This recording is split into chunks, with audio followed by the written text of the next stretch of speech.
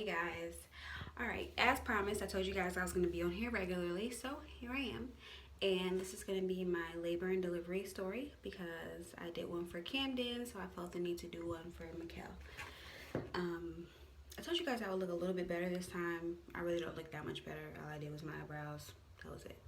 So next time I'll look even better. So that's that. I'm actually about to get ready and we're gonna go out and enjoy this Saturday because my husband actually has this weekend off and he doesn't have Memorial weekend off, so we are gonna do something this weekend. So I'll make this video very quickly. Alright, so with Mikal, I was so tired of being pregnant. I had a really rough pregnancy. I didn't vlog because I did have a really rough pregnancy. I was seeing 3 different doctors. I was seeing a physical therapist, a specialist. It was just a lot going on. So I didn't really have the energy to vlog. And when I was pregnant with him, of course, I still had Camden. So I was watching Camden. I was going to work. I was pregnant. I was having a rough pregnancy. It was just a lot.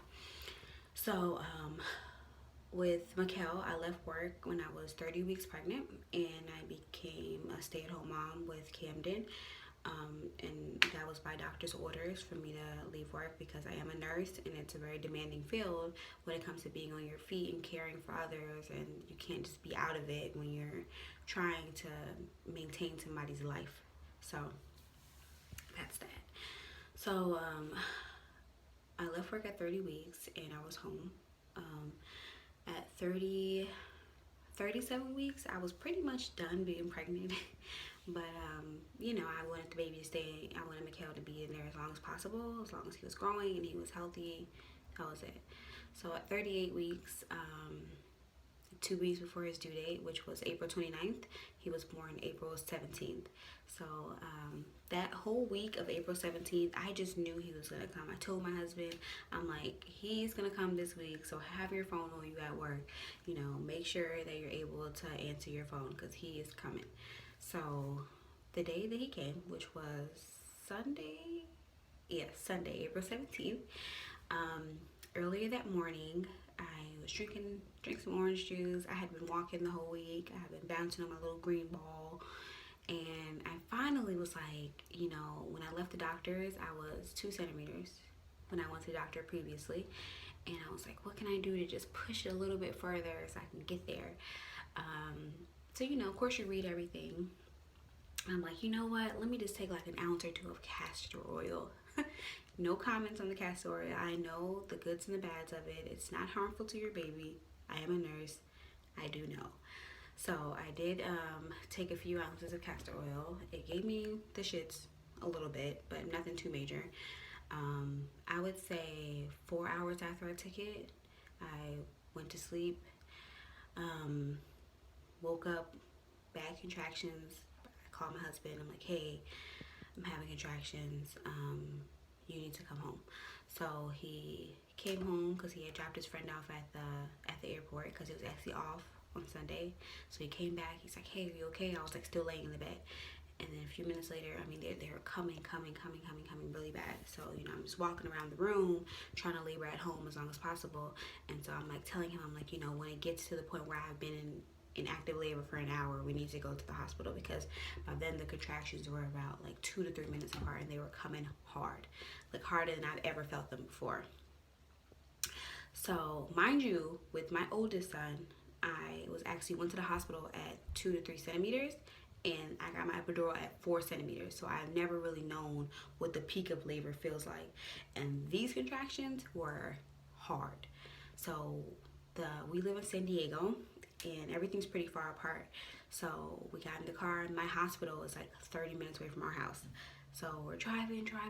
I'm like, I'm having contractions in the car.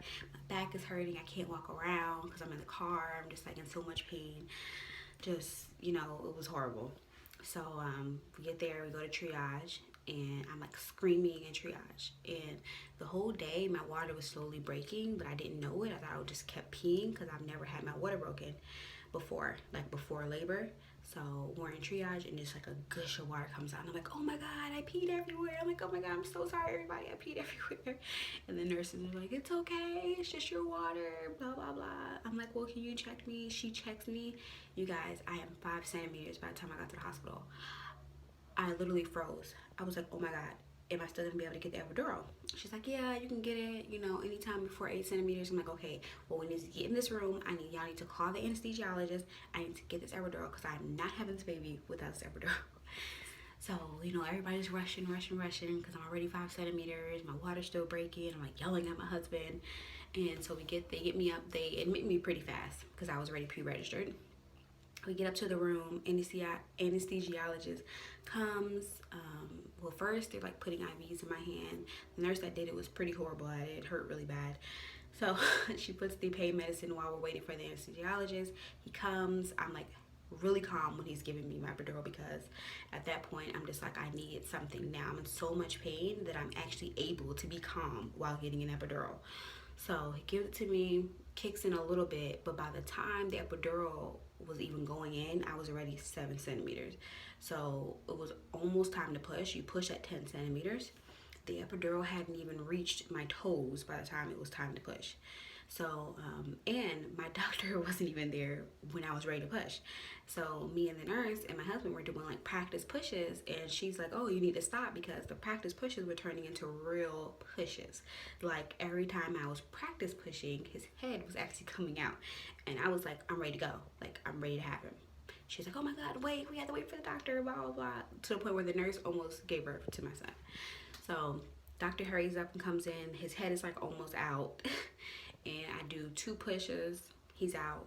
No stitches, no tears. Just so perfect. And that's my labor and delivery story. I had Mikal Drew Brown. He was 7 pounds, 5 ounces, 19 inches. And he was born at 5:54 p.m. And I left the hospital 24 hours later because I had no complications, and neither did he. Alright, you guys, I'll be back, and my next video is more than likely going to be about in-laws.